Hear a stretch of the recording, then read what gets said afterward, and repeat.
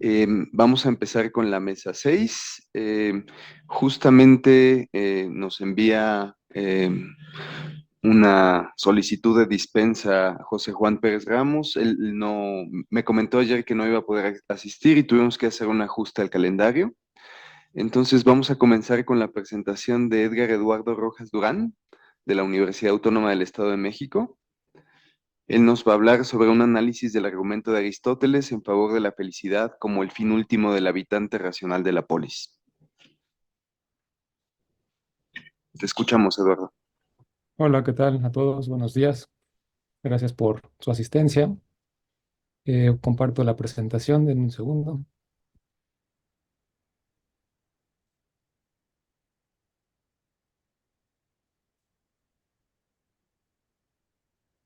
Ok, ¿se ve la presentación? Sí, Bueno, ok, pues doy inicio. Pues ya como mencionó Mark, esta ponencia trata sobre un análisis argumentativo en Aristóteles a favor de la felicidad como el fin último del habitante racional de la polis. Si bien esta tesis se puede encontrar en dos obras, que es básicamente la ética y la política. Eh, pues bueno, por qué analizar este argumento o por qué darle importancia a, a esta tesis de Aristóteles, ¿no? Bueno, pues básicamente son varios los antecedentes que me llevan a esto. Algunos son la misma docencia de algunas UEAs, ¿no? De algunas unidades de ciencias de aprendizaje. Luego en Iztapalapa, pues tuve la oportunidad de estar dando teoría y problemas sociopolíticos contemporáneos. Y en esta asignatura, pues uno de los conceptos centrales es la de ciudadanía, ¿no? Y bueno, Aristóteles, Sócrates y Platón de alguna forma vinculan, ¿no? La felicidad con la justicia y hay un puente con la virtud, ¿no? Hay que ser virtuoso para ser feliz y este tipo de vida no la tienen al alcance todos los integrantes de la polis, por ejemplo, ¿no? Por otro lado, otra wea que me lleva a este análisis es la argumentación y conocimiento, ¿no? También tuve oportunidad de ver esta materia por algunos años en la Iztapalapa y pues ahí uno trata de dar eh, a los chicos, ¿verdad? Elementos para que conozcan, pues, qué es por un lado la argumentación, ¿verdad? Desde el punto de vista no formal o semiformal a veces, con ayuda de algunos manuales para escribir ensayos argumentativos, como el de Weston, ¿verdad? Y la vinculación que tiene la argumentación con el conocimiento a través de la definición de conocimiento como creencia verdadera y justificada, ¿no? Que es donde entra la argumentación, que es justificar nuestras creencias, ¿no?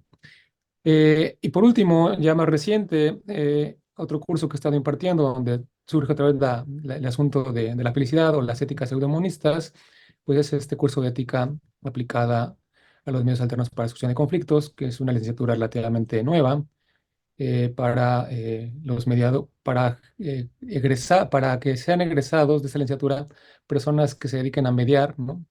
Que son los medios alternos de justicia, cuando hay conflictos que se pueden llevar a estos términos, ¿no? Y aquí hay esta revisión de teorías éticas y pues ahí otra vez sale el asunto de la felicidad de Aristóteles, ¿no?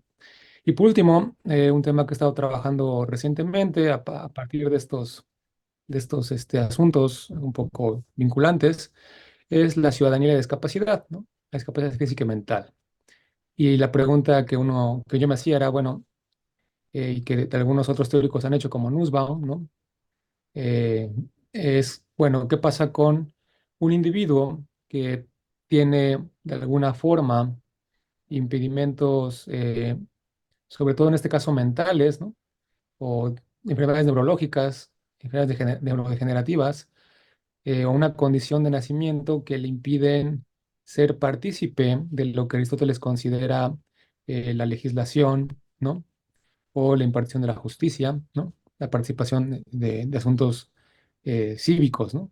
Que básicamente se basa en la capacidad racional del hombre, que a su vez esta capacidad racional del hombre descansa en que el hombre, a diferencia de otros animales, tiene el llamado logos o palabra, ¿no? Y que solo ellos, este tipo de individuos, pueden participar de la polis, ¿no? De las actividades de la polis, ¿no? Y entonces eso excluiría básicamente a cualquier otro individuo que no pudiera desarrollar esas capacidades, ¿no? Específicamente mentales. Y físicas, pues es otro asunto que quizás se habla, ¿no? De ciudadanía limitada, pero mientras uno pueda tener básicamente las capacidades mentales no disminuidas o completas, pues uno podría ser partícipe en principio, ¿no? Salvo hacer algún tipo de ajustes como rampas, accesos, ¿no? Para la gente con discapacidades físicas. Bueno, preámbulo. Pues como ya mencioné hace unos instantes, en Ética Nicomaquea, ¿no? Se encuentra uno de los temas, o se aborda la felicidad, ¿no? La palabra en griego eudemonía y su relación con la virtud, ¿no? La felicidad se define en esta obra como una cierta actividad virtuosa, ¿sí? Y aquí es donde empiezo a ver algo interesante en Aristóteles, que es que básicamente esta argumentación o esta tesis pues, se defiende con base a definiciones, más que argumentos por ejemplos u otro tipo de argumentos como los de analogía o de autoridad, que en otros pasajes en ambas obras y en toda la obra aristotélica hace uso Aristóteles para defender algunas otras tesis, ¿no? Que, que son a veces parasitarias de esto, u otras tesis en general en estas obras. Bueno, en política se expone que pues, la polis, ¿sí? Tiene como fin verdadero la felicidad, ¿no? Y aquí, pues más o menos también parte de definiciones, o nos recuerda definiciones de la ética, y en ética también nos recuerda algunas definiciones de política para entretejer esta tesis que estoy analizando, ¿no? Asimismo, en política encontramos diferencias de ciudadanos y otros habitantes de la polis, ¿no? Un ciudadano no puede ser un esclavo, un ciudadano no puede ser un mercader, un ciudadano no puede ser un niño, habla ahí de los niños, que los niños no pueden ser ciudadanos en plenitud. De las mujeres y la participación de la polis, habla por ahí en otra parte de política y menciona que debe de haber una distribución mitad y mitad de ambos géneros y que de alguna forma las mujeres tienen en algunas otras ciudades, en otras formas de organización de otros lugares, griegos o extranjeros, una participación de alguna forma política, pero eso les va a decir que, por otro lado, que se está enfocando a las polis, en particular a las ciudades-estado griegas, donde se está viviendo la democracia ateniense, ¿no? Y que otros tipos de polis tendrán otro tipo de ciudadanía y otro tipo de participación política, por así decirlo, ¿no? Entonces, básicamente, de estas tres o cuatro, estas tres afirmaciones, de manera más o menos implícita, se puede determinar, ¿no?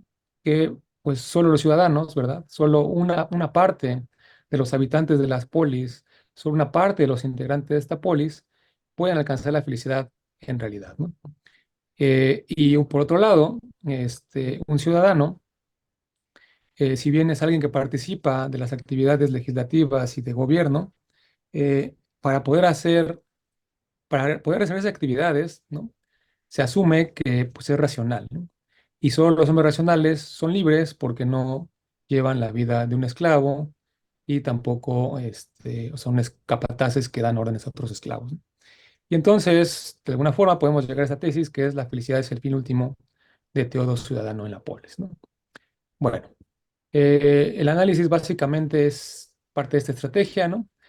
Búsqueda de pasajes acerca de la felicidad, específicamente, pues encontramos definiciones, ¿no? Búsqueda de pasajes acerca de del ciudadano, la ciudadanía en política, que también encontramos definiciones, y algunos pasajes también de la felicidad en política, como el fin último de la polis, reitera algunas cosas que ya había dado en ética, en la ética nicomaquea, como que la felicidad es un tipo de actividad, una actividad virtuosa, y por otro lado, también en la ética podemos encontrar en otras partes que básicamente de la mano de las tesis socrático-platónicas, para poder ser un hombre virtuoso hay que saber qué es la virtud, ¿no? Y saber qué es la virtud implicaría que el que sabe esto, perdón, pueda actuar virtuosamente, ¿no? Y entonces, qué tipo de vida, ¿no? Porque también este es otro asunto que aborda en ética, ni cómo aquí hay en política, qué tipo de vida es la superior o la mejor, ¿no? Y básicamente, pues puede ser, más bien, se decanta por la vida teórica, ¿no? Por la vida del filósofo, por la vida filosófica, por la vida reflexiva, y en segundo lugar pone a la vida política, ¿no? Entonces, pues básicamente eh, podemos ver ahí, ¿no? Que la felicidad como una actividad virtuosa asume que el individuo conoce qué es la virtud, actúa en consecuencia y para poder llegar a ese conocimiento, pues se asume otra vez que tiene la palabra el logos, esa capacidad racional. Bueno, entonces, estos pasajes, pues básicamente se pregunta uno, bueno, ¿qué razones de Aristóteles, ¿no? ¿Qué tipo de argumentos se emplea? Mediante ejemplos, autoridad, por analogía, y esto haciendo un poco uso de lógicas semiformales, ¿no? Caso concreto, o el que más cercano, Weston, o todos aquellos que compartan esta idea de que pues, la lógica, la argumentación no necesariamente es tener una herramienta formal para expresarse, pero no llego a teorías de la argumentación más, más más hacia la retórica, ¿no? Donde hay que enfocarnos a un auditorio, hay que persuadir. Pues, sin embargo, Aristóteles es evidente que sabe a quién se dirige, ¿verdad? Se está dirigiendo básicamente, y lo dice una y otra vez, a los griegos, ¿verdad? Que viven en la democracia ateniense o la democracia más allá de Atenas, y está pensando básicamente en la ciudadanía propia de los griegos y asume, por otro lado, que esa ciudadanía es pues, la plena o la adecuada, la verdadera, que debería imperar en todas las demás eh, civilizaciones, pero que por una u otros motivos materiales pues no se puede llevar en todos lados, salvo en las polis griegas, ¿no? Bueno, entonces, pues aquí voy a mencionar algunos de los pasajes que me considero más relevantes de la felicidad, donde reitero, pues básicamente encontramos definiciones, ¿no? Entonces, en Ética Nicomaquea, en 1099 a 25 a 30, encontramos esta definición de felicidad, ¿no? Como lo mejor, lo más hermoso y lo más agradable. Y para Aristóteles, lo mejor, lo más hermoso y lo más agradable son eh, cosas que pertenecen a las actividades mejores, ¿no? Entonces, la felicidad, por ende, ¿no? Por un tipo de transitividad, pues es la actividad mejor, ¿no? Porque es lo que conjunta lo hermoso y lo agradable, y lo hermoso y lo más agradable es básicamente lo mejor. Otro pasaje siguiente, aquí dice, la felicidad es una cierta actividad del alma de acuerdo con la virtud, ¿no? Y ahí es donde la felicidad implica, ¿no? Pues quizás el conocimiento, bueno, de hecho implica el conocimiento de las virtudes, ¿verdad? Y pues actuar en consecuencia, ¿no? Todos los días, constantemente, hacer esto, ¿no? Y esto asume, como ya dije hace rato, hace unos instantes, que pues que un individuo que pueda acceder a este conocimiento es un individuo que vive en la vida contemplativa, ¿no? Y por lo tanto es un individuo que está haciendo uso de su capacidad racional y por lo tanto se está actuando racionalmente, ¿no? Y esto es el ciudadano, ¿no? Básicamente.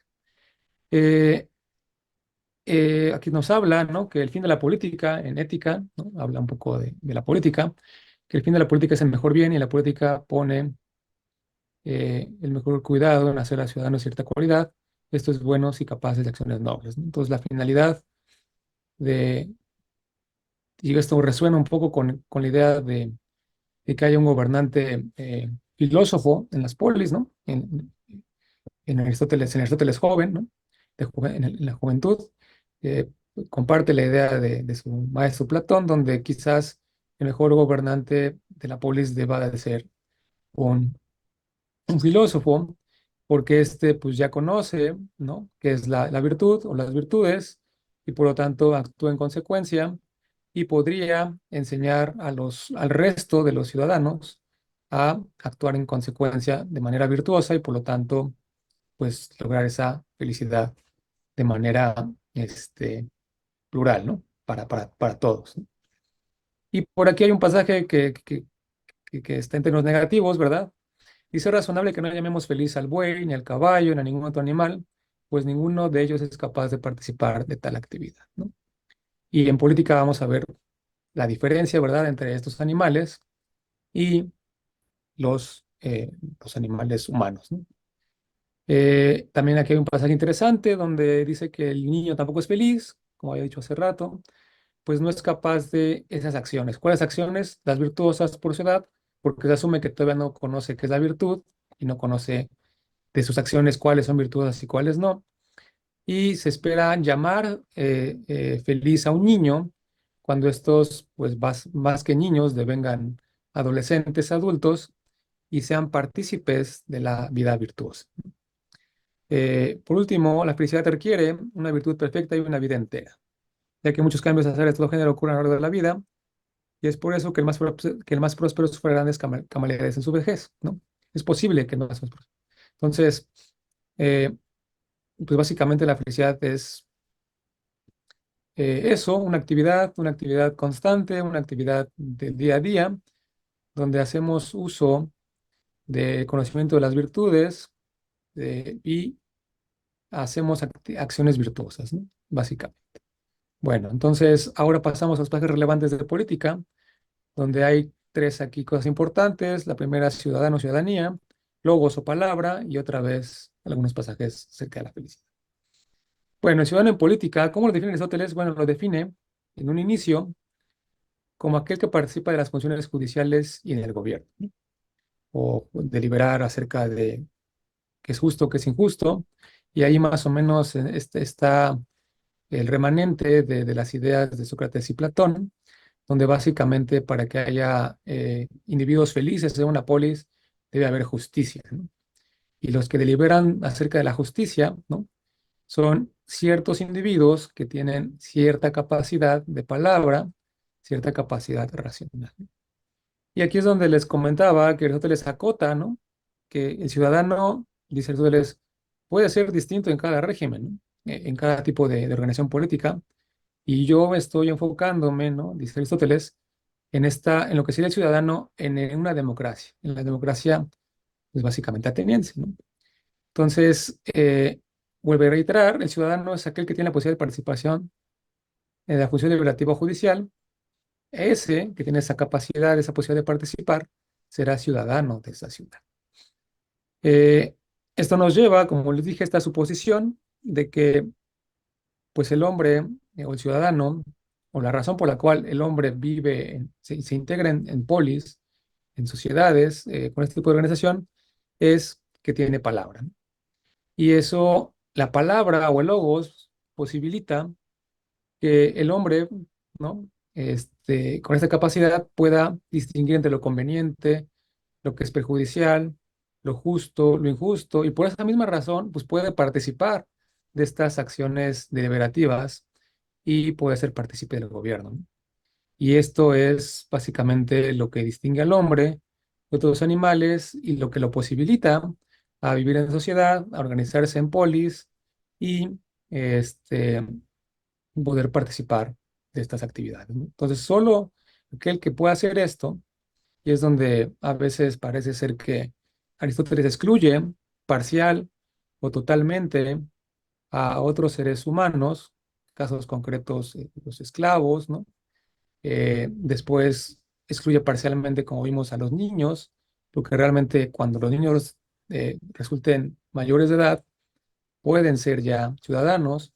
Las mujeres tienen un papel ahí interesante que habría que analizar eh, por, por peso propio, porque cuando en algunos pasajes menciona el papel que tienen las mujeres, han tenido las mujeres en otro tipo de organizaciones, en otro tipo de momentos históricos de la misma Grecia. Ahí parece ser que les da algún tipo de ciudadanía, ¿no? O los hace miembros importantes de la participación política. Entonces ahí el papel de la mujer no me parece que sea completamente, Aristóteles no lo considera completamente ajeno, como algunos autores contemporáneos han asumido, ¿no? Pero eso es asunto que por sí mismo puede ser sujeto de análisis, ¿no? Y bueno, el fin verdadero de la polis ¿no? El fin último de la polis, pues es que los individuos sean virtuosos, ¿no? Y una vez que hacen estas acciones virtuosas, pues por ende sean felices, ¿no? Eh, y aquí menciono otra vez de manera negativa, ¿no? Que pues básicamente los hombres, ¿verdad? Los hombres racionales, los hombres que se han dedicado a la vida contemplativa y a la política, pues han formado una comunidad, la polis, para vivir bien. Y que este tipo de comunidad no la podrían haber engendrado o creado esclavos y demás animales, pues porque no participan de la felicidad ni la vida de su elección. Y como ya mencioné hace rato, para poder participar de esto, ¿verdad? Básicamente se asume la capacidad de palabra o logos o racional. Bien. Y esto nos lleva, ¿no? A por ahí otros pasajes de Aristóteles donde se pregunta cuál es el régimen mejor, ¿no? Y si bien en la juventud se decantaba en la ética por un tipo de eh, monarquía, ¿no? Donde el filósofo sea el monarca, en época de madurez considera que la democracia ateniense podría ser la mejor forma de organización. Eh, y entonces, eh, aquí no dice exactamente qué régimen está pensando, pero el ideal sería donde pues, todos básicamente sean felices, ¿no? Sean felices, pero como ya vimos, no todos pueden gozar de la felicidad, ¿no? No pueden gozar todos los miembros de la polis, todos los entes de la polis, solo aquellos que tienen el uso de la palabra y por lo tanto participan de cuestiones deliberativas y participan de algunas cuestiones, posiciones en el gobierno. Y aquí reitera, ¿no? Que la vida propia de un ciudadano no es la vida de un trabajador manual, ni de un mercader, ni de un agricultor. Esto en clara línea con lo que acabamos de mencionar, que la vida contemplativa, ¿verdad? Básicamente, y la vida política son propias de los ciudadanos, o es lo que los ciudadanos deben tener como vida propia, alejados de actividades manuales, de actividades que no permiten al individuo desarrollar o potenciar su capacidad de palabra para poder determinar con precisión y conocer qué es lo justo, lo injusto, lo conveniente, lo inconveniente y por ende esta pluralidad de virtudes que Aristóteles aborda en ética y que básicamente va a decir esta constelación de virtudes, actividades y acciones virtuosas, quien las lleve a cabo constantemente podrá ser considerado feliz. Bueno, conclusión, ¿no? El fin último del ciudadano de la pureza es la felicidad, esto está en política, y básicamente las definiciones por las cuales esto se sostiene es ciudadano, ¿no? Que es un varón participante de la oficialidad del gobierno. Esto asume su participación posibilitada gracias a la palabra, a logos, a la su capacidad racional. La polis, ¿no? ¿Qué está pensando ustedes por la polis? Por esta ciudad de Estado donde en ese momento regía la democracia, específicamente la democracia ateniense. Y por otro lado, la felicidad, ¿no? ¿Qué es la felicidad? Una actividad virtuosa constante y para actuar virtuosamente se requiere de la virtud. Este conocimiento está conservado en la vida contemplativa y para poder llegar a esta vida contemplativa, o más bien ser partícipe de esta vida contemplativa, se asume otra vez que el hombre es solo aquel que tiene la capacidad de palabra y que lo distingue de otros animales. Y me parece, como se mencionaba en la sesión de ayer, en la primera mesa, que esto nos lleva a el asunto importante acerca del papel de las definiciones en la argumentación. Y por ahí quizás me preguntaba si las definiciones podrían ser consideradas algún tipo de argumento de autoridad, ¿no?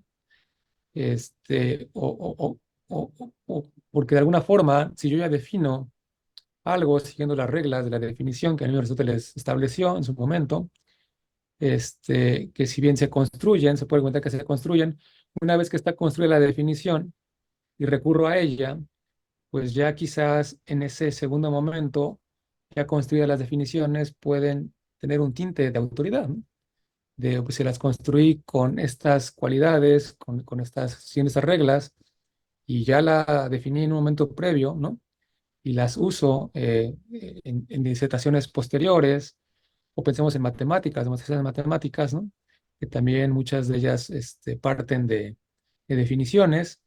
De alguna forma, una vez que se define algo, en matemáticas, por ejemplo, recuerdo, pues ya se puede usar, ¿no? O se demostró algo, se puede usar esa demostración, esa definición para seguir construyendo demostraciones posteriores, ¿no?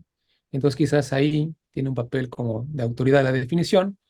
Y otra pregunta que creo que ya habían más o menos salido a colación en la sesión de la mesa uno de ayer, es, pues, si las definiciones son razones o no son razones, ¿qué tipo de razones son, ¿no?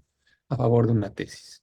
Y quizás podríamos ver, pienso yo, un poco las matemáticas como otro paralelo, donde se usan definiciones, construcciones, este, para poder seguir demostrando algo. Y cuando ya eso se ha demostrado, me parece que tiene un papel de autoridad seguirlas empleando en argumentaciones sucesivas, ¿no? Y por último, pues mis referencias, ¿verdad? Quizás no estoy muy nutrido en asuntos de teoría de argumentación más contemporáneas o teorías que se han barajeado aquí, como la de Habermas, ¿no? O como las de Van Emeren, pero bueno, me ha quedado pendiente empaparme más de estas y quizás hacer análisis de la mano de estas teorías de la argumentación más, más relevantes hoy en día. Bueno, por mi parte es todo, creo que fue bastante breve. Podemos pasar a preguntas, comentarios, sugerencias. Gracias. Gracias, Eduardo. Bueno, sobre estas últimas inquietudes que nos compartes, pues no puedo dejar de recomendar el libro editado por Schuller, en el que aparece el artículo que discutían ayer de Paula Olmos. Ok, gracias. Bien, pues vamos a abrir el espacio para intervenciones. Si alguien desea participar, haga una señal, por favor.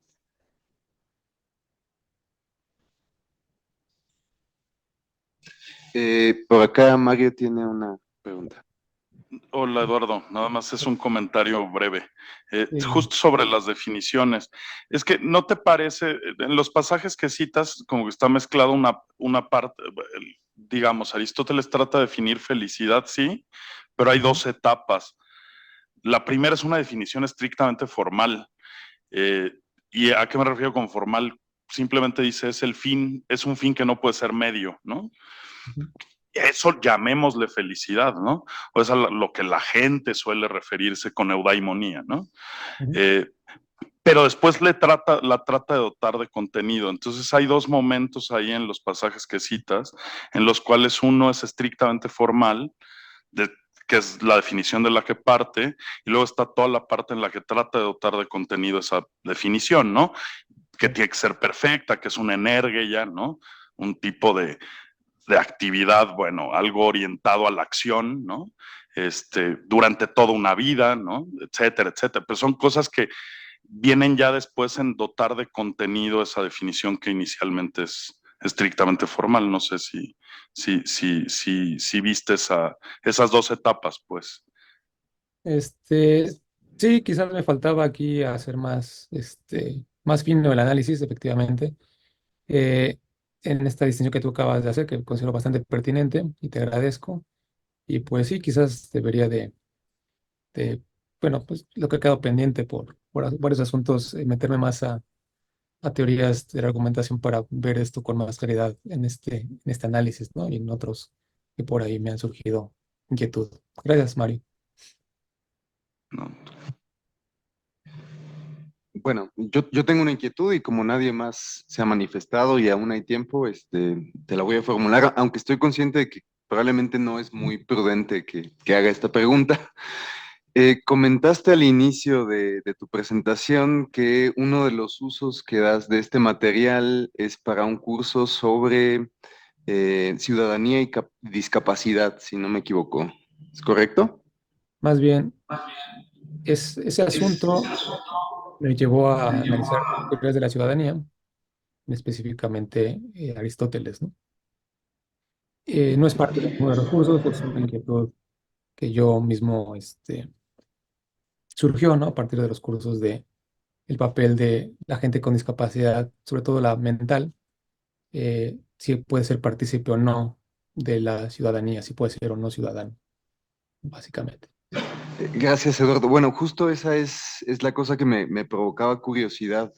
Bien. Eh, no estoy seguro de si sería como poco, poco prudente darle tanto tiempo a examinar el punto de vista de Aristóteles sobre este asunto en ese contexto muy específico. Digo, Ah, Aristóteles dice muchas cosas, por ejemplo, acerca de las mujeres, y yo no creo que sea como algo a lo que deba dedicárselo mucho tiempo en un curso de equidad de género, pues sí, de me, acuerdo. me parecería, pero sí, con esta aclaración que me haces, creo que sí queda disipada mi inquietud. Gracias. Espera, no, no es que solo me hagas en Aristóteles, pero en Aristóteles se asume, hasta donde rastreé, ¿no? Se asume o se ha asumido que gracias a esta capacidad un individuo puede ser partícipe del gobierno, ¿no? Y de las acciones deliberativas. Y eso se ha asumido pues, básicamente hasta el presente y los trabajos acerca de discapacidad eh, ponen el dedo en la llaga, es decir, bueno, ¿y qué pasa con un individuo que no tenga la capacidad de la palabra? ¿No? Eh, Podemos saber que tiene procesos cognitivos y que puede expresar por otros medios una opinión propia, ¿no? Puede expresarse a través de un cuidador, eh, que piensa, que necesita, y por lo tanto el cuidador, un tercero, eh, pedir o más bien hacer valer sus derechos, ¿no? Básicamente esa es la cuestión que está en juego acá con el asunto de la palabra, pero en mis cursos pues, realmente es un tema más en todo el semestre ver a Aristóteles y cuando uno lo ve, pues en mi persona salían estas interrogantes, ¿no? Bueno, el papel de las mujeres, por un lado, ¿no? ¿Qué pasa con los niños? ¿Y qué pasa con otros seres humanos que por alguna razón se les niega la ciudadanía, ya sea por sus actividades, ¿verdad? Por el tipo de vida que llevan, o porque carecen quizás de la palabra, ¿no? Y ahí ya es donde no hay silencio absoluto, donde, bueno, y si un individuo que sea pues parte de la clase media o de la clase media alta, que por alguna razón, desde nacimiento o por algún tipo de incidente, accidente, haya perdido la capacidad de la palabra, ¿qué pasa con él, no? Ese hipotético, hay un silencio sepulcral en estos autores antiguos y eso es lo que me llevaba a preguntarme, bueno, ¿por qué ese silencio sepulcral, no? Y qué pasaría si esto sucediera? ¿Cuál es el papel de estos individuos en la polis, ¿no? Nada más. Gracias, Eduardo. Bien, pues vamos a dar paso a la siguiente intervención. A continuación escucharemos a María Leticia López Serratos de la UNAM. Ella va a presentarnos una ponencia titulada La argumentación en el Renacimiento, una propuesta novedosa. Muchas gracias.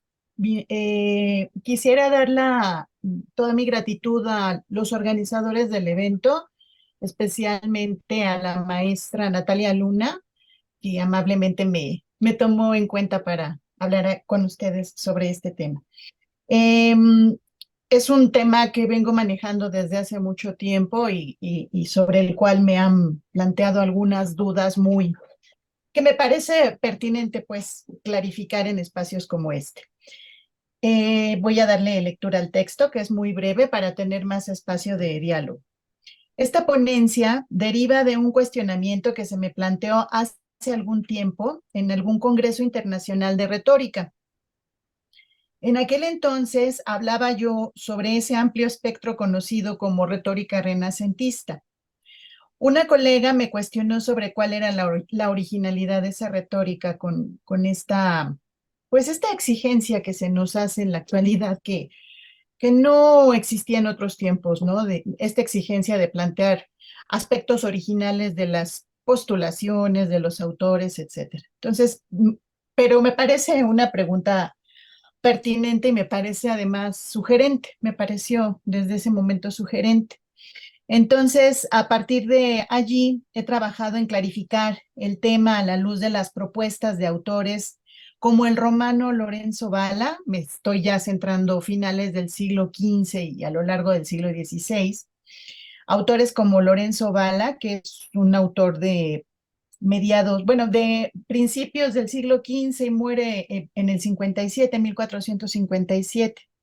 El frisón Rodolfo Agrícola, que es en el que me voy a centrar en esta presentación, que es un autor también de finales del siglo XV, pero que tiene mucho auge en el siglo XVI, que es, digamos, uno de los motores de lo que se conoce como la revolución intelectual del siglo XVI. Y el neerlandés Erasmo de Rotterdam, 1466 y muere en 1536. También en este espectro entra el valenciano Juan Luis Vives, que bueno, llamarlo valenciano también es por poner un referente geográfico, pero él más bien estuvo fuera de España y estuvo funcionando muy activamente en la vida intelectual del norte de Europa en el siglo XVI. En principio hay que aclarar que en el campo de la tradición clásica, que es el ámbito al que preferentemente me dedico, entendida esta, es decir, la tradición clásica, como la transmisión de la herencia de los saberes antiguos, especialmente de los griegos y los romanos, en diferentes épocas y culturas, en este campo de estudio, hablar de originalidad resulta un tanto improcedente.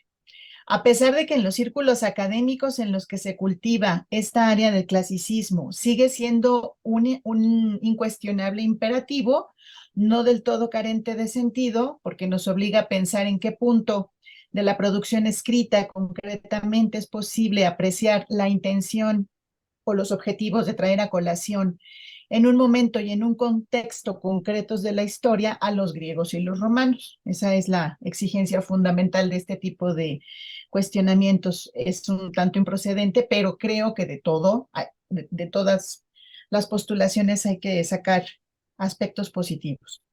Solo en este sentido me parece que es relevante hablar de originalidad en las postulaciones renacentistas o cualesquiera otras relacionadas con la tradición clásica. La retórica renacentista no es un bloque o un monolito, es preciso posicionarnos en el tiempo y en el espacio y en algunas coordenadas conceptuales para entender su, entre comillas, novedad o su originalidad o sus aportaciones. Se trata del resultado de una serie de revisiones de la retórica y de la filosofía antiguas, esta vieja disputa que se da entre oradores o retores y filósofos, ¿no? Se trata del resultado de una serie de revisiones de la retórica y de la filosofía antiguas, en las que por un lado tenemos las postulaciones retórico-filosóficas de la cultura griega, para cuyo estudio es preciso remitirnos a Aristóteles, por eso escuché con mucha atención y con mucho ánimo de aprendizaje a Eduardo en este momento que nos habló sobre la felicidad en Aristóteles. Y hay que remitirnos a Aristóteles y por otro lado, pues a las postulaciones de la cultura latina, en donde nuestros referentes principales son Cicerón y Quintiliano. Estos autores no son, desde luego, los únicos, pero sí son los señeros y los que presentaron las directrices teóricas fundamentales que se estudiaron, se siguieron o se discutieron en el Renacimiento. De lo anterior hay que destacar un hecho. Al interior del Renacimiento se generó un movimiento intelectual con rasgos propios, denominado humanismo renacentista, que comienza a perfilarse a finales del siglo XV y a lo largo del siglo XVI, primero en Italia y luego en el norte de Europa. Por ello se habla de un humanismo italiano y de un humanismo nórdico. De hecho, Max van der Poel, uno de los más importantes estudiosos del humanismo nórdico, nos informa que Rodolfo Agrícola es llamado el padre, justamente padre del humanismo nórdico. Como ya ven que también existe ese prurito de nombrar filiaciones, paternidades y demás en la historia de la cultura. En el fondo de todos los textos denominados humanísticos, está el viejo debate de qué es lo que hace al hombre humano o en qué consiste la humanidad del hombre. Y de allí deriva todo lo demás. Si partimos de este cuestionamiento, vamos a entender muchísimas más cosas. La moda de la utopía humanística que va generando desde postulaciones para una sociedad ideal hasta formulaciones sobre una universidad humanística. Vamos a ver el caso concreto de Rodolfo Agrícola, que es un autor, como ya dije, de origen frisón, es decir, holandés, específicamente nacido en Groninga. Nuestro autor escribió una obra realmente innovadora. Yo tengo todos los elementos para seguir sosteniendo que es una obra realmente innovadora y desafiante. Además, es una obra muy desafiante, intitulada De Inventione Dialectica. ¿Por qué afirmo que se trata de una obra innovadora y desafiante? De ello les hablaré a continuación. Comencemos con algunas coordenadas histórico-conceptuales. La retórica y la dialéctica. Estos son nuestra coordenada conceptual. Dos de los componentes de lo que se conoció a lo largo de la historia como trivium, a la historia de la educación, que todos sabemos, que se denomina el trivium, que es el primer bloque de las artes liberales o estudios básicos, que comenzaron a perfilarse desde la antigüedad tardía y que tomaron con mayor o menor fuerza ciertas delimitaciones a lo largo de la Edad Media. El trivium, que literalmente significa tres caminos o tres vías, estaba conformado, como su nombre lo indica, por las tres disciplinas del discurso. Estas son gramática, retórica y dialéctica. Y también habría que decir que dependiendo de los autores, dependiendo de la época, dependiendo de los enfoques, la primera arte del discurso, pues es la gramática, esa no cambia, pero sí cambia, y eso es bien importante, cambian de orden la retórica y la dialéctica. Algunos autores opinan que primero debe aprenderse dialéctica y después retórica, y otros opinan que primero retórica y después dialéctica. En esas discusiones hay aspectos muy interesantes que podríamos dialogar después. Entonces estaba conformado por gramática, retórica y dialéctica, que es el orden que tradicionalmente se siguió a lo largo de la Edad Media. La gramática consistía en el estudio de la lengua latina. La retórica era el arte de discurrir o de formular el discurso correctamente y con claridad. Y la dialéctica era, en términos generales, el arte de la argumentación. En el humanismo renacentista estaba fuera de toda discusión la importancia del aprendizaje y manejo adecuado de la gramática. Ya hay mucha distancia, muchos siglos desde que el latín dejó de ser lengua materna, se convierte en segunda lengua, se tiene que aprender a través de profesores de gramática o profesores de latinidad, y entonces allí hay una dinámica también histórica y de contenidos bastante interesante. Entonces, pero nunca deja de ser la primera y la más importante de las artes del trivium.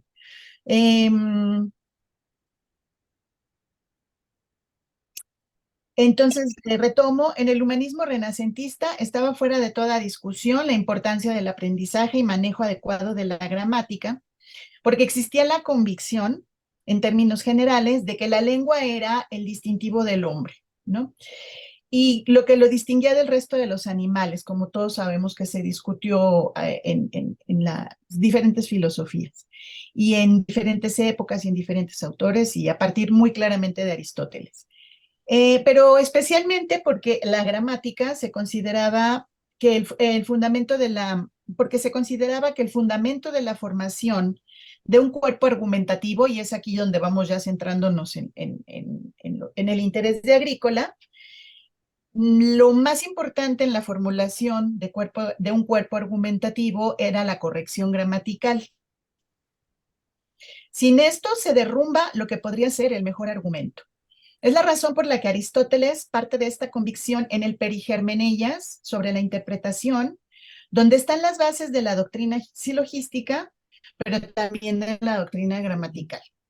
La dialéctica, como ya se dijo, era el arte de la formulación de argumentos en orden, como la propia etimología lo establece, a un ejercicio dialógico propio de las culturas agonísticas, como la griega, la latina y en general la occidental. La retórica o arte del discurso, de acuerdo con Quintiliano, autor que fue revalorado durante el humanismo renacentista, estaba conformada por 5 partes. Estas partes son lo que se conoce como inventio, y es muy importante explicarlo aquí por el título de la obra que les voy a presentar. La inventio, que en griego se dice géuresis, géuresis que es el hallazgo. Es muy claro el concepto griego, la géuresis es el encuentro, el hallazgo es un proceso verbal que implica hallazgo, pero que supone búsqueda, desde luego. No hay hallazgo si no hay búsqueda. Entonces, la inventio es, en español, eh, podríamos decir que podríamos entenderla como la invención, aunque es sensiblemente distinta. La tomo con mucho cuidado esto de la invención, porque se refiere al hallazgo de temas. En términos muy generales, se refiere al hallazgo de temas y de argumentos, pero hay un proceso de búsqueda, que eso es lo más importante. Entonces, la dispositio, así se dice en latín, ese concepto sí es bastante claro. En griego se dice taxis, es la organización u orden de los argumentos. Si se fijan ustedes, se va centrando el tema de la retórica de los argumentos. Hay una tercera parte que es la elocutio, que en griego es la lexis. Esta se refiere a todo lo relacionado con el uso adecuado de la lengua. No es solamente el uso como se piensa habitualmente, que se refiere a las figuras retóricas o figuras literarias o figuras de lenguaje. Hay muchas maneras de referirse a ello. Concentra también todo lo relacionado con lo que conocemos como figuras retóricas, también como figuras literarias, pero sobre todo es el amplio espectro de la lengua. Entonces, la retórica concentra, pues si se fijan ustedes, elementos que tienen que ver con la filosofía, como es el caso de la inventio, que se centra en el tema de la dialéctica, y luego en la elocutio, la lexis, que está más relacionada. Cada una de estas partes de la retórica está relacionada con las partes del trivium. Entonces, la lexis tiene que ver con la gramática. Hay otras 2 partes que eran muy importantes para la cultura antigua, porque recuerden ustedes que en la antigüedad griega, en la antigüedad latina, era fundamental el tema, y a lo largo de la Edad Media, fundamental la memoria, el uso de la memoria. Entonces, por eso era muy importante como parte de la retórica la memoria, que en griego es la mneme. Ya sabemos, es un imperativo de la antigüedad porque es imprescindible, como lo dice literalmente Quintiliano, mandar a la memoria el contenido del discurso, no como ahora que tenemos que leerlo todo, ¿verdad? En la antigüedad todo era absolutamente de memoria. Y la última parte, que también tiene que ver mucho con la cultura antigua, es la actio. En español no suena a la acción. En griego también es muy claro el concepto, es la hipócrisis. La hipócrisis es también la actuación, pero el hipócrites es el actor. Está relacionado con hipócrita, porque recuerden ustedes que el hipócrites, que es el actor, que en el teatro antiguo los actores se presentaban con máscaras, eran fundamentales las máscaras. Entonces, de allí ya por extensión, un hipócrita es la persona que no muestra su rostro real y que utiliza máscaras. Entonces, la hipócrisis o la actio y recuerden también la relevancia que tiene en la cultura antigua el teatro, ¿no? Todo lo relacionado con la puesta en escena. Eso es la actio o la hipócrisis. La puesta en escena del discurso, lo que implica la gesticulación, movimientos corporales, impostación de la voz, etcétera. Y para ello, todo esto se aprendía de los actores. Por eso Cicerón era tan amigo de algunos actores famosos, a pesar de toda la serie de restricciones que había en relación con el trato con los actores, no eran socialmente muy bien vistos. Cicerón en finales del siglo I antes de Cristo y ya en los inicios del siglo I después de Cristo, ya de nuestra era, era fama que a pesar de todo lo que se dijera, pues él era muy amigo de algunos actores. ¿Por qué? Porque era importante aprender de ellos la cuestión de la actuación, la cuestión de los movimientos corporales, sobre todo el manejo de la voz, porque recuerden ustedes que tampoco existían los micrófonos, que los teatros antiguos, que el foro y que todos estos espacios públicos, ya sea artísticos o artístico-políticos o completamente políticos, era importantísimo que la gente tuviera un excelente manejo, pues tanto, o sea, de lo que conocemos ahora como imagen pública, ¿no? Pero que se centraba sobre todo en el manejo del cuerpo y que se centraba sobre todo en el manejo de la voz. Era fundamental el manejo de la voz para ser escuchado por todos. Entonces, por eso era tan relevante la amistad con los actores, más allá de consideraciones de cualquier índole, hasta moral incluso, era importante aprender de los actores. Entonces, como puede colegirse la dialéctica, estas 5 partes del discurso que son, perdón, del arte retórica, que son la inventio, que tiene que ver con los argumentos, la dispositio, que tiene que ver con el orden de los argumentos, la elocutio, que tiene que ver con el manejo lingüístico en general para la exposición del discurso, la memoria y la actio, en todos estos, la dialéctica es una disciplina cultivada a lo largo de la historia, o sea, digamos, es el punto de inflexión entre la filosofía y la retórica, eso es muy importante. Entonces, como puede colegirse la dialéctica, que es la disciplina cultivada a lo largo de la historia por el ámbito de la filosofía, constituye una intersección importantísima en la retórica. Es lo que hermana estas dos artes, precisamente la dialéctica. Mediante la géuresis o inventio, ahí está la parte central, digamos, la manzanita de la discordia, la géuresis o inventio. Por ello, Lorenzo Valla, este autor romano que les comentaba de finales del siglo XV, en sus disputaciones dialéctica, tiene varios, a lo largo de su tradición impresa hubo varios títulos para esta obra, pero en general se conoce como disputaciones dialéctica, las disputaciones dialécticas, expresa muy vívidamente que la dialéctica constituye el arte de encontrar, esto es bien importante, de encontrar argumentos, y que la primera fase de la retórica es precisamente la inventio, o el arte de encontrar argumentos también. Entonces, en consecuencia, la dialéctica queda subordinada o pertenece a la retórica. Esto en la visión de Valla, que hay que mencionar que Lorenzo Valla era un autor muy polémico, muy polémico, que despertaba ámpula, levantaba ámpula donde se paraba porque era hipercrítico. Y entonces él decía, él era un gran defensor de la retórica y los círculos que defendían la práctica de la filosofía y la práctica de la dialéctica para la filosofía, obviamente, pues no estaban de acuerdo con él, ¿no? Había hasta amenazas de muerte y cosas de ese tipo. Uno cree que ahora la academia es muy complicada en ese, pero no, desde siempre se han dado debates que pueden llevar incluso hasta, pues sí, hasta portar un arma punzocortante debajo de las prendas de vestir, ¿no? Sin exagerar. Agrícola, que es otro tipo de personalidad. Agrícola es una personalidad artística, incluso él es muy conocedor de música. Es de otra región, desde luego. Valla es italiano, tiene este carácter mediterráneo bastante marcado, pero Rodolfo Agrícola es nórdico. Hace mucho frío por allá. La personalidad es distinta. La forma de quehacer intelectual es distinto. Entonces, Agrícola no entra en el debate de qué fue primero, el huevo o la gallina, o qué es más importante, la dialéctica o la retórica. No se mete en ese problema.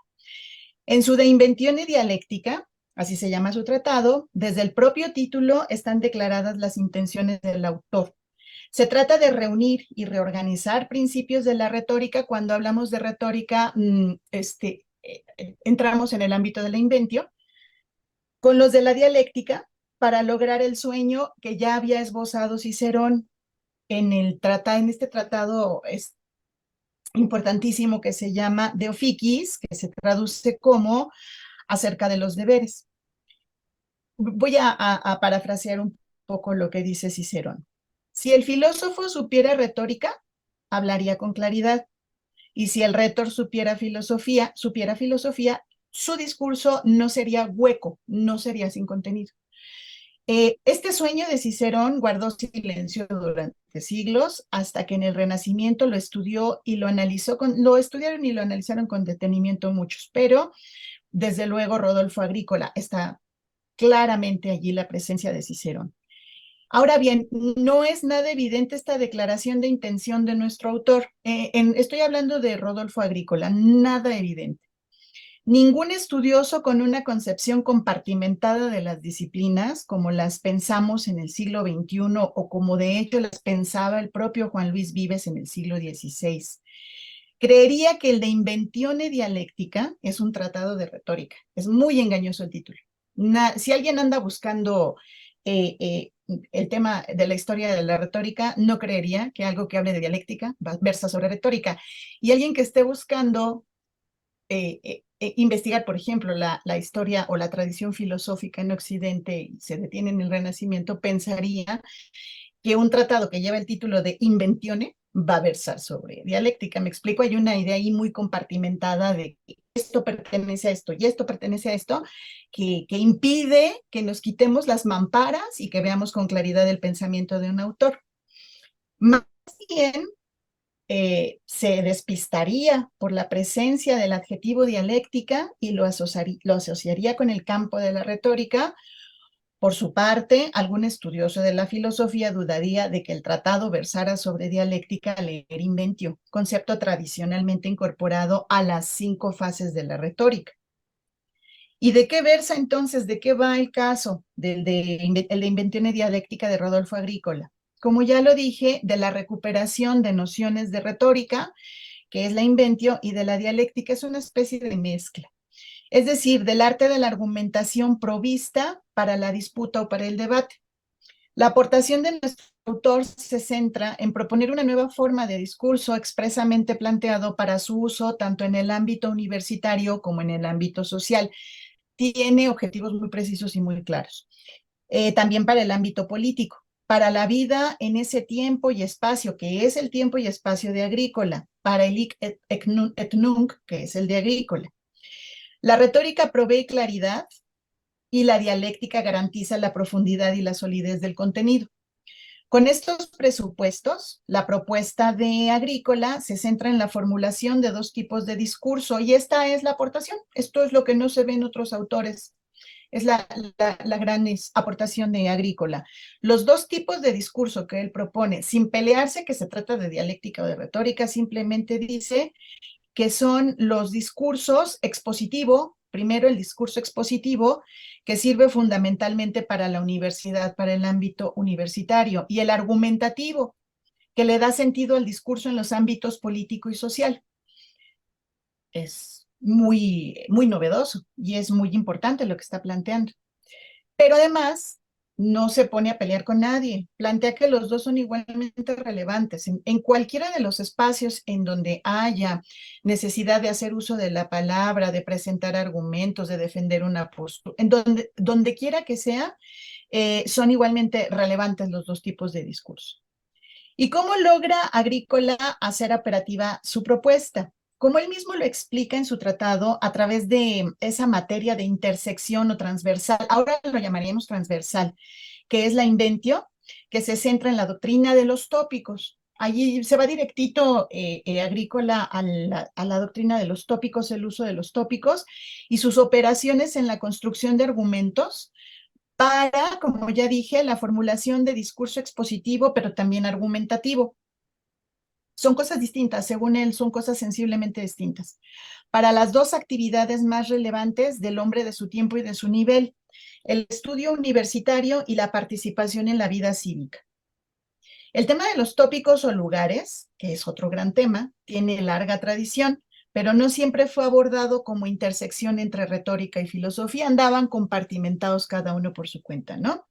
Fue tratado por Aristóteles, por Cicerón y por Boecio, fue abordado también por Lorenzo Sala, y en México tenemos el caso de Fray Alonso de la Veracruz, que escribió un De Topicis Dialecticis acerca de los tópicos dialécticos, basándose sobre todo en Rodolfo Agrícola, y eso pues ha sido muy poco estudiado y muy poco presentado en espacios como este.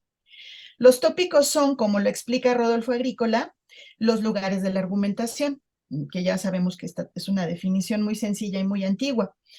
Es decir, son materiales disponibles tanto de contenido y por ello se representa como una lista, lo que conocemos como lista de tópicos. Es eso, como una lista de lugares, porque tópico se traduce al latín como locus, como lugar, como de operaciones y recursos de construcción de argumentos. Y aquí entra el vínculo con la lógica. E incluso como argumentos mismos, ahí tenemos un tercer nivel explicativo, es como argumentos mismos originales o consagrados, cuyo desgaste produce lo que después conoceremos como lugares comunes, que es algo completamente distinto a lo que entendía Aristóteles por lugar común. Por lo demás, siguiendo con la doctrina de Rodolfo Agrícola, la fuerza de la inventio, la fuente para hacerse de un arsenal tópico disponible para elaborar discurso, es la observación minuciosa y atenta de la realidad circundante. Se trata de un ejercicio imprescindible para encontrar un concepto que es también básico, que es la nota propia. La nota propia, dice él en latín, la nota propia en cada cosa. Esa nota que posibilita encontrar las diferencias específicas en un grupo de cosas del mismo género próximo. De acuerdo con él, su tiempo está muy carente. Está haciendo también ahí una crítica de la didáctica, de las formas de enseñanza de la época. Entonces, de acuerdo con él, su tiempo, es decir, finales del siglo XV, está muy carente de notas propias, porque la gente no observa con detenimiento y a profundidad. Y poco lee, además de que no observan, no leen, poco lee porque ni siquiera la gente sabe cómo leer, no sabe hacerlo.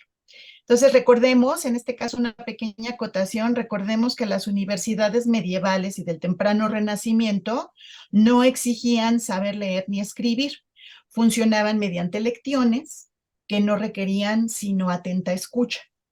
De allí la exigencia del humanismo renacentista de reestudiar latín y de incentivar la lectura directa y extensa de los autores antiguos, como Virgilio y Cicerón, como lo plantea pues Rodolfo Agrícola. Muchos otros van a plantear otros autores. Acuérdense que es el tiempo de la gran difusión a través de la imprenta de los autores antiguos.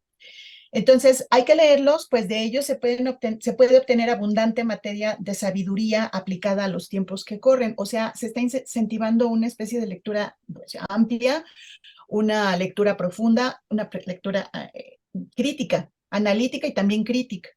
Entonces, como puede verse, la propuesta de Agrícola va mucho más allá de ser solo un tratado de retórica o solo de dialéctica o una mezcla, ¿no? Es toda una revisión de esas partes que conjugadas potenciarán habilidades históricamente olvidadas y hasta la fecha, ¿eh? O sea, parece que son actividades malditas o algo así. La lectura y la escritura. Son esas dos actividades que se reivindican en el fondo, en el trabajo de Rodolfo Agrícola y en muchas postulaciones del humanismo renacentista. Y mucho más, se trata de una propuesta, de una apuesta a la lectura personal, directa, amplia, profunda, para lo que es imprescindible saber un latín idóneo que vehicule la comprensión de autores que escribieron hace siglos.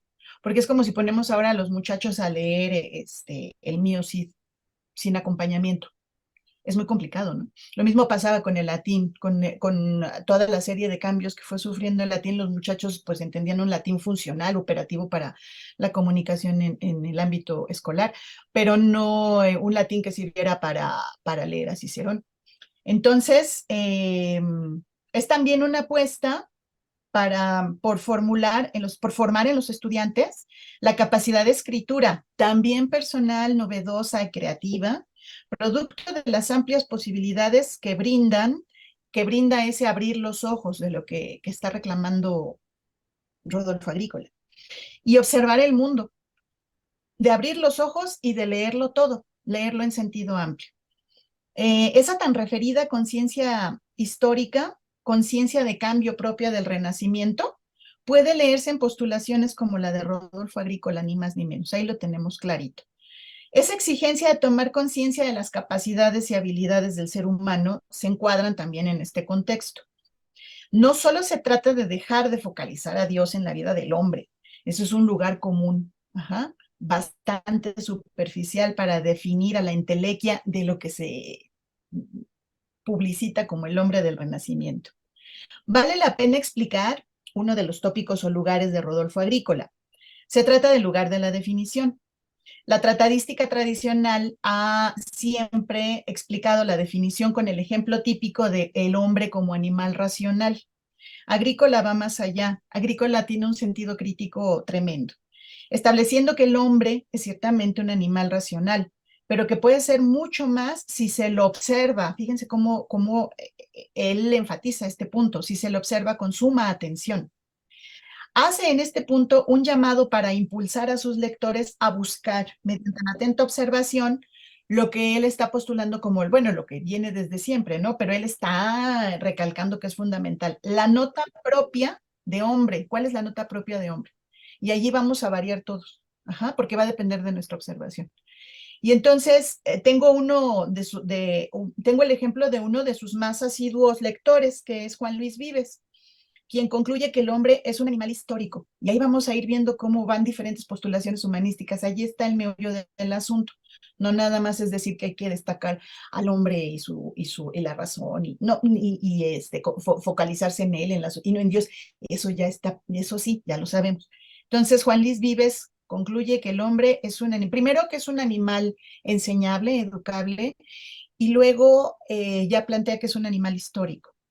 Otra aportación de Agrícola es que continúa ejercitando la definición mediante cosas así entre comillas, cosas o temas del mundo político y social, lo que no se había visto en la tratadística antigua, ni medieval, tampoco medieval, porque comienza a definir ciudad, después continúa con ley y finalmente con derecho. Son los tres ejemplos que pone en lo que podríamos llamar su manual.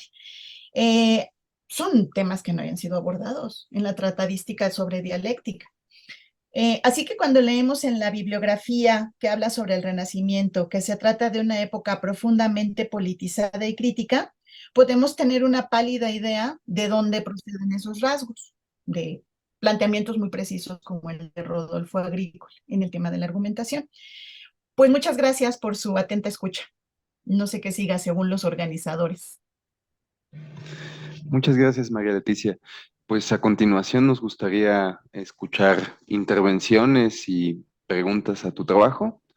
Si alguien quiere participar, por favor, haga un gesto. Gracias, Francisco. Ha manifestado que le gustó, por ejemplo. Aplausos.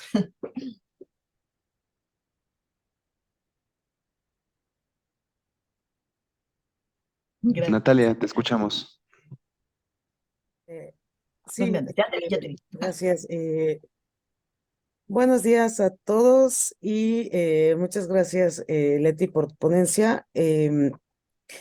¿De qué libro, perdón, de Invenciones Dialécticas, sí. Yo te quería preguntar otra vez sobre los tópicos, que me gustó muchísimo cómo lo describiste como materiales disponibles tanto de contenido, dijiste, conexiones y relaciones, supongo. La verdad que se me perdió esa otra palabra, no lo alcancé a oír. Y argumentos mismos, ¿no? Sí. Esto es interesantísimo porque es como si digamos, permítame mezclar tanto expresiones que son propiamente operadores, ¿no? Con contenido. Entonces, viendo, por ejemplo, el desarrollo de las lógicas formales, lo que las lógicas formales hacen es, digamos, postular operadores y definirlos lógicamente, pero estos operadores llevan una definición, digamos, que está basada en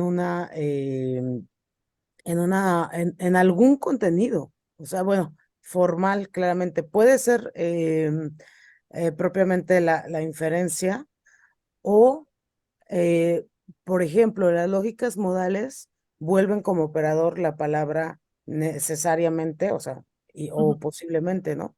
Entonces, necesidad y posibilidad es algo que tú podrías decir, son conceptos, o sea, es contenido, pero para la lógica modal son operadores. Eh, pero la lógica clásica elimina esas palabras, ¿no? O sea, las tira en su reconstrucción y se queda con lo demás. Igualmente, por decir, para las lógicas temporales, que es un tipo de lógica modal, vuelve operadores a 5 operadores modales, ¿no? Dos pasados, el pasado inmediato o el pasado que siempre ha existido, el presente y dos futuros también. Entonces, pero todas las partículas que hagan relación a tiempo, en cualquier otro tipo de lógica, se van a eliminar, o sea, no se van a considerar. Por eso el proceso de formalización, pues bien se ha estudiado, es también un proceso de idealización. Claro. Por otro lado, bueno, hay varias inferencias, ¿no? O sea, reconocemos claramente que hay inferencias en virtud del contenido, o sea, inferencias semánticas e inferencias, digamos, lógicas, en virtud de la derivación del operador en el que están mencionados. Y la inferencia semántica es, por ejemplo, dice Arthur Pryor, este ejemplo, si Poli es un perico, entonces Poli es un animal, ¿no? Cosa que sabemos no por lógica, sino por la definición de perico. Ahora, lo que es interesantísimo es que en los tópicos aristotélicos es una lógica de contenidos y también de operadores.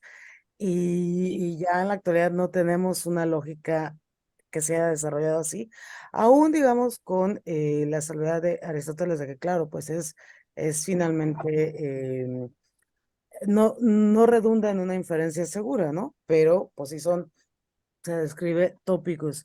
Entonces, mi pregunta sería, eh, y perdón por esta larga introducción, que creo que en realidad era innecesaria, pero esto para explicarte por qué me importa tanto esta cuestión.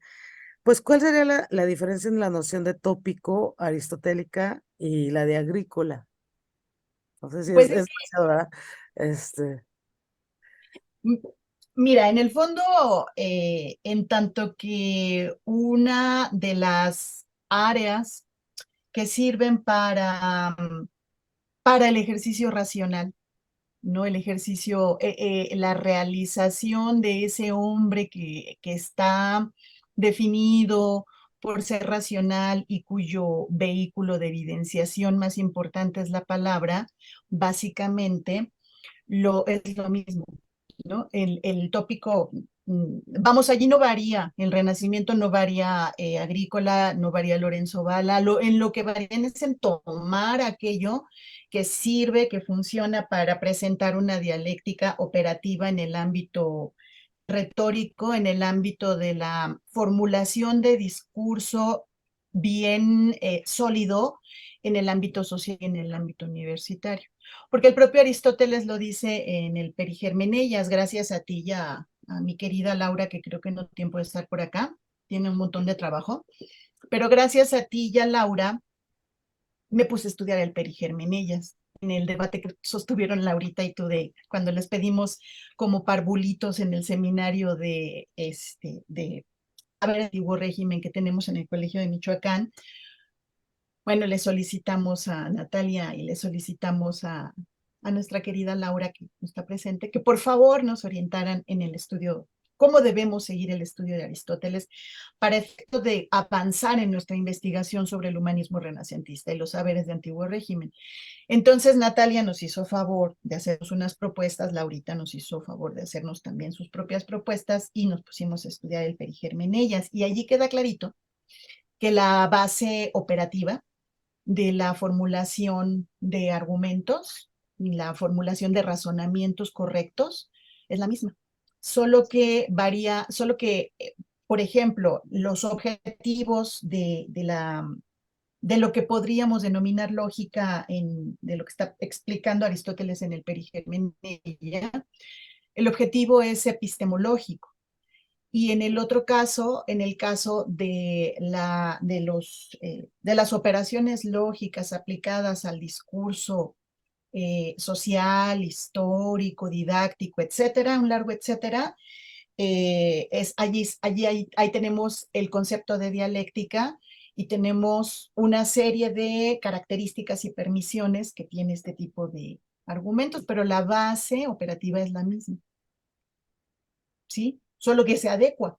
Los tópicos en realidad son altamente, digamos, son la base de la construcción del discurso social, del discurso político, incluso del discurso didáctico, pero son altamente contextuales. Entonces, lo que cambia, cuando uno los va revisando a lo largo de la historia, son básicamente los mismos, y lo que va cambiando es, pues, ya el contenido de esos tópicos entendidos como espacios. Acuérdense que la palabra topos es espacio, para Aristóteles es así de simple. Y los romanos lo traducen como loci, son los lugares. Si uno busca la definición de tópico y busca la definición de lugar, tiene que trasladarlo en el contexto de la dialéctica y de la retórica al ámbito cognitivo. Y en el ámbito cognitivo, en el caso de la retórica, somos seres históricos. Los hombres somos seres históricos, somos seres en un contexto, traemos una carga cultural, educativa, etcétera, que hace que los tópicos en cada época se vayan actualizando, se vayan llenando de contenido, ¿no? Entonces, pues sí, básicamente eso, Natalia. No sé si complemento tu muy sabia y erudita presentación sobre el tema de los operadores y todo este tipo de situaciones que tienen que ver, que funcionan para ambos casos. La crítica en el Renacimiento se centra sobre todo en el hecho de que la crítica a la dialéctica antigua y a la dialéctica medieval se centra sobre todo en el hecho de que interviene la gramática. Los autores en el Renacimiento le dan mucha relevancia a la gramática, aparte de toda la precisión de los elementos que se requieren desde la lógica formal. Entonces, como se trata de formulación de argumentos que tienen que ver con el hecho de que funcionen en un contexto específico en la sociedad y para un fin concreto, y que no sea puro rollo y pura verborrea, no solamente es esto que estás explicando, sino también la precisión gramatical que le critican mucho a Aristóteles, ¿no? Es una crítica que tiene el Renacimiento.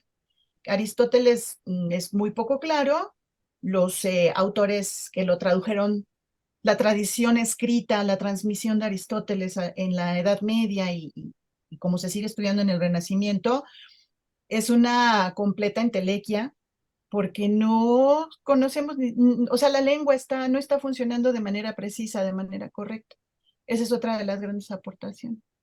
Es incompleta esta lógica de carácter que tiene un objetivo epistemológico, porque el hombre, para su funcionamiento en la sociedad, estoy hablando del pensamiento renacentista, no estoy hablando de lo que yo creo, necesita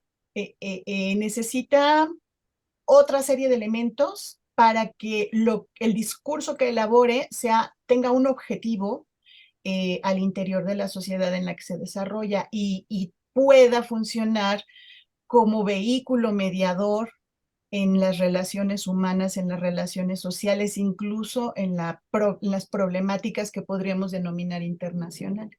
Por eso es que los humanistas se vuelven consejeros de príncipes, consejeros de reyes, cancilleres, altos funcionarios de la política, que podríamos denominar internacional en ese momento. Se vuelven famosos, se vuelven muy apreciados. El Vaticano, en Roma, en general el papado, es lo que quería decir, el papado, requiere, y esa fuerza política que tiene el papado requiere conocedores de la lengua, y requiere también, no sé por qué se oye así. Sí, a los participantes que cierren su micrófono, sí. Gracias. Pensé que era yo el problema. Pues se requiere gente que sepa muy bien latín. Lorenzo Valla, por ejemplo, se metió en muchísimos problemas por criticar la tradición jurídica o sea, criticarla desde la perspectiva gramatical. Sus principales argumentos, o sea, la principal crítica a la formación escolástica era que el manejo del latín era pésimo. Sin el manejo del latín no se puede ni siquiera trabajar la lógica apodíctica, ¿no? O la dialéctica pensada desde la perspectiva epistemológica. Entonces, no es, digamos, no es sino rescatar todo lo positivo que tiene esa lógica para aplicarlo a la nueva retórica que se están planteando para funcionar a nivel histórico, social, político y demás. Educativo. Me he centrado mucho en lo educativo. Entonces, bueno, sí, sí creo que es cuando abren un micrófono, cuando se escucha así. Sí, no sé si complementé tu explicación inicial.